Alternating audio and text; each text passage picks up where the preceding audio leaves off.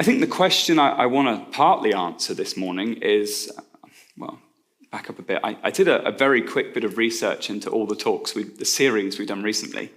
And I think Ruth is the highest ratio of the number of talks we've done relative to the length of the book. So we've gotten a lot out of it. And I want to touch on why I think we've done that, what it is about Ruth that makes it so worthwhile spending a little bit extra time in there. What makes the book so powerful? Because it's only a few pages long. If your Bible's small print, it's like 2 or 3 pages. But there's a lot more than 2 or 3 pages of oomph in it, isn't there? And to try and explain why I think that is, I want to introduce the idea that stories have a shape. That is, stories... Oh, there we go, shape of Ruth. Here we are.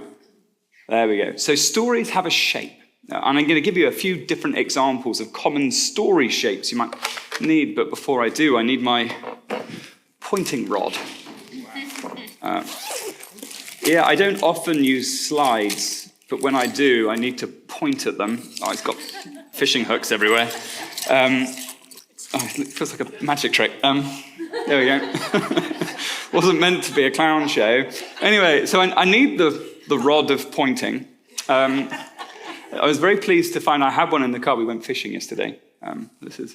Caleb caught some lovely pouting, whilst all the experienced fishermen caught nothing, which is always fun. So this is a rags to riches story, and you'll probably know them, like stories like Cinderella and Aladdin and Rocky and those sorts of stories. They start in a bad place, and then they get worse. And then suddenly, if you think of the story like Cinderella, she starts off with the ugly sisters, but then suddenly she's invited to the ball, and there's an opportunity for her life to be turned around. It's handy, it's got the orange bit at the top, isn't it? Opportunity. And then she meets and she falls in love with the prince. And all these rags to riches stories, they have a rise. Obviously, things can sometimes be tricky along the way, but there's this sort of upward trajectory, and it ends up here with a happy ending. Typically something like that. And you can think of all kinds of stories that loosely fit that shape. Doesn't have to be perfect. Another example would be quest stories. Loads of stories like this. Lord of the Rings and Moana have largely the same shape. Indiana Jones, there's loads of them. You can probably think of lots off the top of your head. Very popular these days. But quest stories start over here in somewhere like the Shire. Somewhere that's incredibly calm and idyllic and peaceful. But then out of the blue, a mission that they absolutely have to accept, sometimes because the world hangs on it, appears. And that pulls the person from their peaceful place. So, think of the One Ring. Frodo has to go get rid of the thing. And along the way, there's all sorts of trials and tribulations. Things are hard, a bit like me this morning. And then there's inevitably going to be some kind of final test. This might be Mount Doom, or it might be that bit when there's the funny green monster in Moana. I don't remember his name. And then they win, and they head home. And so you've got these kinds of things. And almost every story that's any good, that's ever become classic and is widely loved, loosely speaking, fits one of these patterns. It doesn't have to be one of these 2. There's like 10 or so of them, tragedy, comedy, and so on. But if you find yourself getting to the end of a book or a film and it felt a bit unsatisfying, like you didn't really enjoy it, it can often be because the film was just lots of things happening in a row, but the things didn't have a shape to them. They didn't kind of go like this or like this. And that's what we need from stories, to feel like we've really been taken on a journey. And part of the reason for this is because these kinds of shapes often speak to, as humans, some of our primal needs, some of the things that we care most deeply about. And that's why even a very simple story like the book of Ruth can resonate so profoundly, whilst a much longer story can leave us confused and bored by the end of it, because it didn't have this clear shape running through it. And so, to give you some examples, rags to riches stories will often speak to our need to matter, our need to be important. And we may currently feel like we're not, but when we read a rags to riches story, we can imagine a world where we are. Quest-shaped stories often kind of tie into our human want to have a life that's got meaning, that's purposeful beyond the individual things we do. And because of that, today we're looking at a specific story shape. Now, I've just put my rod away, but I will need it again, because this is the shape of a redemption-shaped story. I'm looking at it, I've tested myself with the height of the dots. Anyway, in redemption state stories, they start over here at home. And these are normally the places where the main character belongs. You know, the story often starts with an important theme of the person feeling very at home. But then for some reason, they have to leave home. And something pulls them out, often against their own will. They have to move on. And when they're away from home, they discover that life outside of the place they came from can be hard. They feel empty. They might feel lost, or they might be trapped. And then they have to be saved. And in redemption stories, it's never the main character who saves themselves. There has to be another person who's able to step in and do what they couldn't. And when they do, this person is able to bring the main character back to the place where they have a life of belonging, back to their home, back to a place where they've got a future. That rest there? That'll be all right. So just to give you some examples of redemption-shaped stories. You can shout out if you guess any of them, although they're not hard. There's a little bear lives in Peru with his uncle and auntie. They live in a tree. But then the bear ends up in London, far from home, expecting everything to be perfect, expecting greener grass. But when he gets to London, he feels lost and alone. And then the little bear, who hopefully you've worked out is Paddington, meets the Brown family.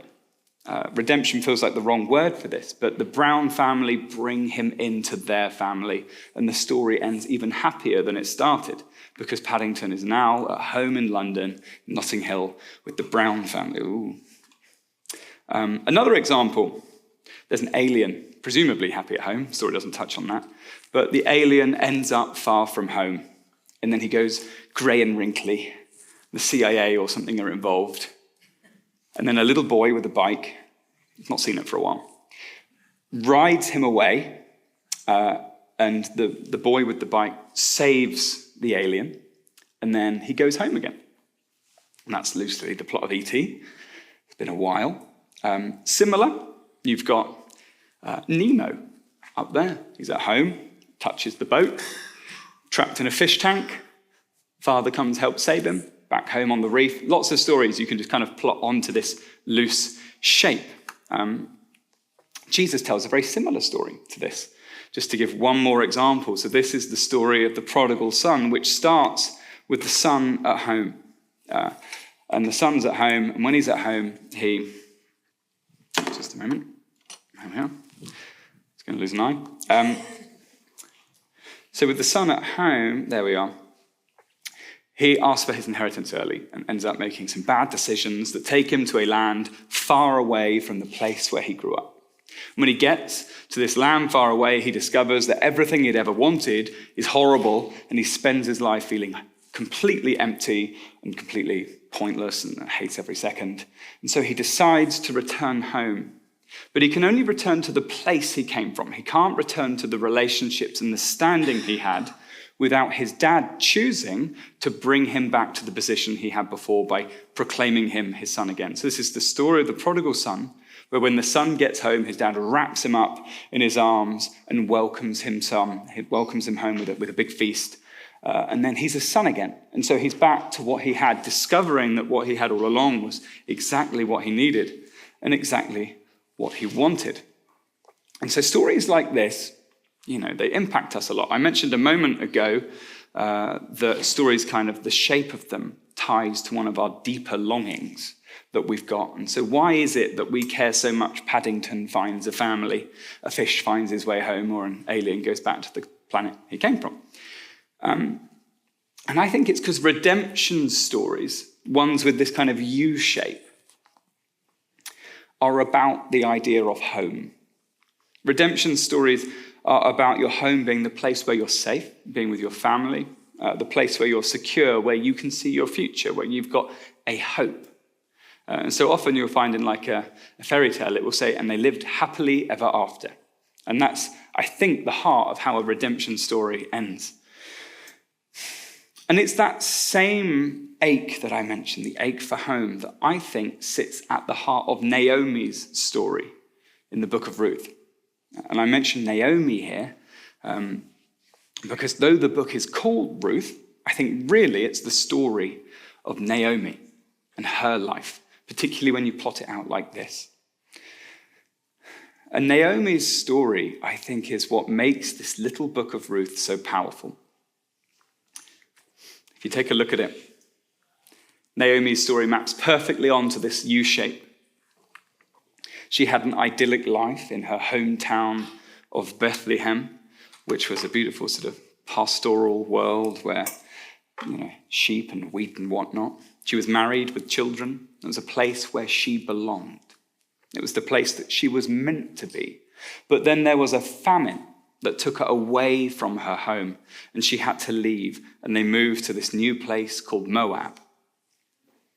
And then in Moab, everything falls apart. Naomi's husband dies, her son dies, and her idyllic life looks lost forever. It doesn't look like there's any way for it to come back. And so she gives in to bitterness and to emptiness, and she gives in to any sense that she's got a hope or a future. She and her daughter-in-law, Ruth, end up leaving Moab, and they head back to Bethlehem. But even in Bethlehem, they have to gather scraps from the edges of a field. Their story doesn't feel like it has a happy ending. But it's there that they meet a man named Boaz. And Boaz is able to redeem them both. And when he redeems them, Naomi has a grandson. Ruth has a son, and that's kind of a way of saying that their future is restored. It's a way of saying the story ends well. Because Naomi ends where she started, with her family, which it had felt like in the middle was never going to be the ending to Naomi's story. But it's not only where she started. Because her story ends with a future that at the beginning of it, she could never have imagined, being the ancestor of King David and all these sorts of wonderful things. And we're still talking about 2,600 or so years later. And this is really important because Ruth is not only Naomi's story, it's not only Ruth's story. The book of Ruth is our story as well. The book of Ruth is our story. In particular, it is your story. That's what makes it so powerful, is we can see ourselves in it. It's got the same shape as the bigger story that we are all a part of. This is the bigger story that spans the beginning to the end of the Bible. And the story starts, as I expect most of us know, in the Garden of Eden. And the point is, where we belong as people, the place we truly belong, is in our Father's presence. And it was in the Garden of Eden that we lived in his presence. And that's because the presence of God is our true home. Every other home we have is temporary.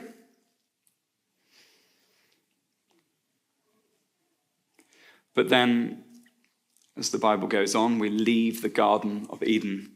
And when we do, we go far away thinking we can do things on our own. We go far away out into the world trying to do a better job. But inevitably, we can't. We can't do a better job without God. And that's where Naomi's story is really helpful. When she left home, she went to Moab, she ended up finding death and emptiness instead. And in some ways, it's the same for us. Maybe not as dramatically and maybe not directly the same, but it's a useful picture for us that when we try to go on our own and when we try to leave God behind and to do things in our own strength, when we put our trust in something other than God, it doesn't work out. Could be anything from trusting in government to your own career, trusting in your finances to, reputation, your relationships, all these kind of things you can put your trust in instead of God. But in time, these things will inevitably fall short, like we see in the story of Naomi and Ruth. And this is because, as I said earlier, we were made for God. We were made for God. We belong in God's presence. And when we leave it, it leaves a hole, a bit like the way Naomi feels in Moab. It leaves a hole, a feeling of emptiness. And only his presence is able to fill that hole. When Naomi's life fell apart, she wasn't able to put it back together again. She wasn't able to make a way for her life to have a happy ending on her own. But there was someone in the story who was able to do what she couldn't do. And that was Boaz. So Boaz could pay the price, a very literal price, it cost money in the story, that Naomi and Ruth couldn't pay. He was able to pay the price on their behalf, and he was close enough family to be able to act on their behalf. He needed to be both of those things. And until that point, Naomi's story had just been one of famine and death and bitterness and emptiness, wasn't it? There wasn't really a future until Boaz steps in. But because he does, the ending of the story changes. Her story would have been one, I've got the wrong one, but imagine it's the U shape. It would have just stayed low. But because of the redemption, it's able to curve back upward again. And that's what redemption means. Redemption's when someone is able to come into the place where the story goes wrong, at the bottom there, and they can do what you can't do for yourself to shift it back up again. And so Boaz is playing the same role in the story that Jesus plays in this bigger story, playing the same role in Naomi's story that Jesus plays in our story. He comes into our emptiness. So he enters the story, and that is what makes it possible for him to redeem us. If he never enters the story, he can't save us. But on the cross, Jesus enters the story. And in doing that, he does what we wouldn't have been able to do. But it does get better than that. It gets even more significant. And to explain that, when Boaz marries Ruth, it's one way of saying that her story isn't over, like I touched on earlier, because the marriage at the end is the sign of a new beginning for the family. And the resurrection of Jesus is the same kind of thing. Your story isn't over. That's what the resurrection means to us, that our story doesn't end with death. It doesn't end with hopelessness. It doesn't have to end with the emptiness in the middle of the chart. These things don't have the final word over us. And so your story doesn't end in Moab. Your story doesn't end in the depths of despair. But what you could take from this is that Jesus kind of forgives us and moves on. But we haven't finished going upward yet, because Jesus doesn't just forgive us and then leave us where we are. Instead, he brings us home. And he doesn't bring us home as servants, like in the prodigal son, where the son asked to come home as a servant, and instead his dad wraps him up and welcomes him home as a son. Jesus doesn't bring us home as strangers, which might have been the story in the book of Ruth, where they're just strangers gathering crops at the edge of a field. Instead, they are welcomed home as family. So God goes further. And I think we have to be careful, because we often come to God only hoping our sins might be forgiven, and then we miss what comes next. It's a bit like in the story of Ruth, where Ruth comes to Boaz and she says something along the lines of, "Boaz, protect me." And he says, "Absolutely." But then he goes one further and marries her. We often say to God, "Forgive me." And he says, "Of course, I forgive you." But then he goes one further than that and he says, "I will adopt you as well." And so we have to be careful not to let our own expectations about what God will or could do limit how we see what God's doing in our lives. Because redemption's not just how you escape judgment. It's a word we can misunderstand because it sounds a little bit old-fashioned, I think. But redemption isn't just how you escape emptiness. Instead, redemption is the way that Jesus is making the world right again. And when the world is right, that means that you're part of God's family, because it's important you're part of God's family for the world to be functioning as it should be. And so this story that we've got up here, which begins with us leaving the presence of God, ends after the hardship in the middle with us being welcomed home and adopted as children of God. So it ends even better than it started. And this story, people often call it the gospel. People often call it the good news. And the reason that the invitation, which this story is considered good news, is because it's not saying, stand at the edge of the field and gather some scraps. It isn't just saying, note the just, it isn't just saying God forgives you. The invitation of the gospel, when you read it through the book of Ruth, is God saying, come home. It is God saying, come home. And so when we talk about redemption, redemption is about being wrapped up in the arms of your Father. Redemption is about having hope for your future. And so I think the question that I just want to finish with here is a very simple one. I want to finish us reading the book of Ruth with the question for all of us in the room. And I want to flag here, I'm not just talking to people that aren't Christian. I think this is an important one for Christians as well. Where are you in this story? It doesn't just have to mean, have you found God at all? Sometimes it can feel like we wander away. And so the question for you right now is, do you feel far from home? Do you feel like you are trying against all odds to make your life work in Moab? Like Ruth and Naomi, where nothing worked and everything went wrong. Do you feel like you are living on things that promised fullness, but have left you empty? When we talk about the story of Ruth, do you relate most to the part of her life where she decides that she is trapped, lost, and alone?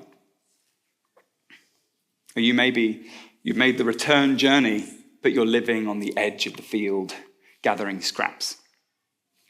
You are gleaning when God has got so much more for you in store. Because Ruth tells us that the emptiness isn't the end of the story. It's not the end of your story. If you feel empty, then the encouragement is that this is not the end of your story, because there's a Redeemer. And the point of the Redeemer is that it means you're able to come home. I think with that, I'll pass back to Mike and we'll finish.